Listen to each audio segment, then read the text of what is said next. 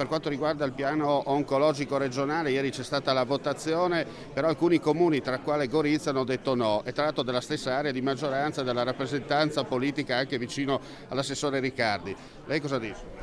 Io dico che il piano oncologico regionale, anzi la rete oncologica regionale prevede che dopo tutti gli approfondimenti si possano fare sul piano tecnico.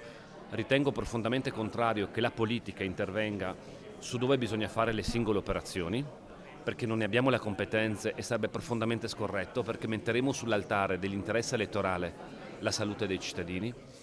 E infine ritengo che bisogna ascoltare tutti, ma è necessario prendere delle decisioni.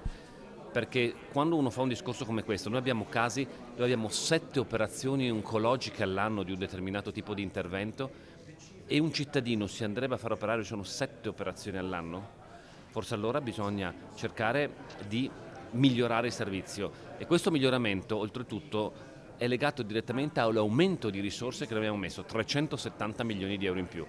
Quindi non c'è nessun taglio, ma c'è semplicemente migliorare la risposta ai cittadini del Friuli Venezia Giulia. Possiamo dire a livello politico, oggi c'è un'allerta meteo, dopo il temporale torna sempre sereno. Ma mi auguro come sempre. Io penso che chi fa il governatore deve avere una qualità, ovvero la pazienza dei saggi.